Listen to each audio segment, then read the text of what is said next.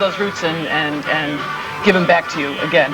Like the blues was pretty much unknown in America outside of the, see the Rolling Stones, they're the people that Muddy Waters gave their band name.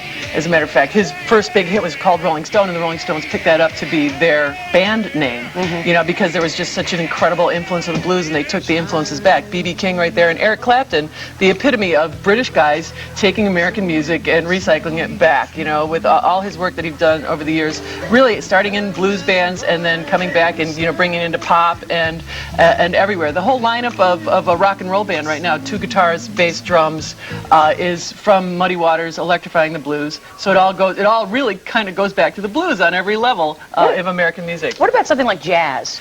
Well, jazz is actually the epitome of American music. That was totally originated here. It wasn't the old folk songs from Europe coming over and being, or Africa coming over and being homogenized. Jazz started in really New Orleans. It's when the music came what we call off the page, where they stopped playing the charts, they stopped playing the arrangements, and they started just improvising and going crazy with the music. And probably the number one, Einstein of that would be Louis Armstrong, that most people would know about, Satchmo, and then he just epitomizes just all that is beautiful, when you hear, as a wonderful world. Hey, not bad, that's Satchmo, You can't talk about the music of the century without talking about Elvis Presley. Elvis is, just by the timing, again, taking the American music, the roots music, the blues, the folk, the country, the Celtic, and everything, and turning it together and looking what black people were doing with it, would really homogenize that rock and roll, and then taking the moves and taking the music and putting it out there for white America. It was a big surprise, and it caught on right away. And it's just, and he was an international sensation. It wasn't that easy to be an international sensation then. He was everywhere in the globe, and we didn't have the communications that we had now. So he's truly an amazing figure in the whole century, musically, culturally, on every level.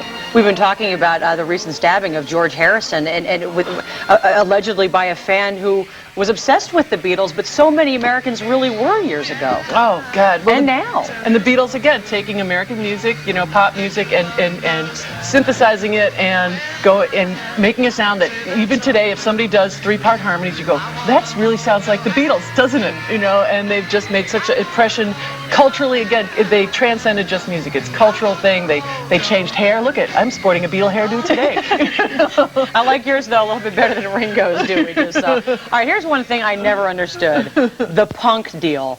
What was up with the punk phase? Well, if you think about it, you look at the music that was going on in the 70s, it was homogenized, it was corporate, it was, it was Kansas, it was all, and the business had been so tough to get into. Everybody said, just forget it, we're going to go do it ourselves in the DIY, do-it-yourself school, where people just didn't know how to play their instruments, they just wanted to make noise, they wanted to express themselves, none of the music was doing that. So this, very, very, groundswell of people going back to basically blues, and just tearing it up and ripping it out there, and it just caught the spirit of the people right then, with Sex Pistols, with the Damned, with the only band that really matters, which of course the Clash. And I mentioned your Clash fan. Yeah, and then also what else has changed music is electronics. Looping, sampling. This is where we're going in the future, and this has changed the last part of music, where recording ability is cheap. You can do it yourself. You can have your own, It's kind of a shame, though. I think you don't even have to have a good voice anymore to you don't even have to write a song. I know. Don't have a melody. Quickly, before we get to our little lightning round, if you had one CD you could take with you, we ask artists all the time who they listen to. Who would you bring if you could pick just one? John Hyatt, Bring the Family. Really? Yeah. Never even heard that one. I'll have to get that CD myself. Okay, a little lightning round for you. Okay. We want to know, are these people we can expect big things from in the next century? Madonna, has she outlived her purpose? Well, she made herself a cultural icon. So it's in the pop, as you look back and go, what was an image of then? You would look back at Madonna. Has she's got a great businesswoman, and started a label and did all that things. But I don't know that she's going to be all that memorable. I've never been a huge Cher fan. I think she's a good actress, but I've just never been a big fan. But she's come back. She puts on great shows, and you just can't keep a good Cher down. I don't know. You just can't keep a good Cher. How about Joni Mitchell? Well, Joni Mitchell is really a significant artist as a songwriter. As a craftsperson, she was really, really amazing. Different exotic tunings and guitars, and an ability to take a not being afraid to change courses and go, I'm going to do something different, you know, experimenting with jazz and the Mingus stuff. She's an amazing artist. I used to love him in the 80s. LL Cool J. Will we see anything from him, do you think? He's gotten into the acting thing lately. Yeah, he's gotten into the acting thing, and I think that you know, that's going to really distract from what's happening music-wise. But what a great character and a great, you know, just, you know, I know exactly what you're saying. Energetic. Yeah. It's fun to It's watch. like, very fun. I remember when Chris Rock was hosting the MTV Awards and he said, Ricky Martin, we need another hit or else we'll be living La Vida Broca.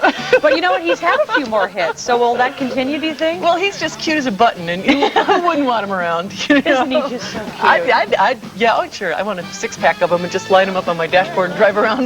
You know what's sad? He does absolutely nothing for me. Well, you know, I liked him in the soap operas when he had long Now, hair. yes, I'm with you there. I like the little renegade thing he had working. Yeah. All right. My mom loves him, Andrea Bocelli. Yeah. I totally missed the boat. I missed the Bocelli did? boat. Yeah, I know. I saw him on the whatever award show he was singing with Celine Dion. I'm like, who is that guy?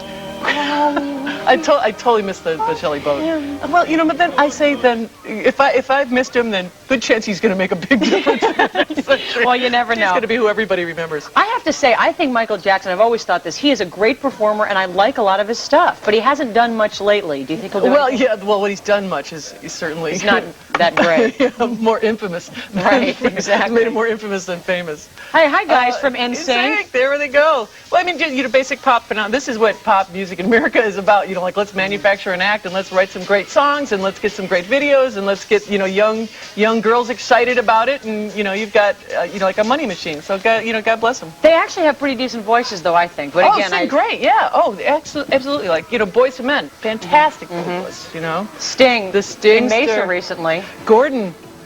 You know, he's made his mark, and you know what the Police have done, and then has continued in his own solo career, where everybody's like, "What are you, nuts, leaving the Police?" And went on in a solo career, and you know, has done some great fusion of jazz in different forms into what he's doing. You know.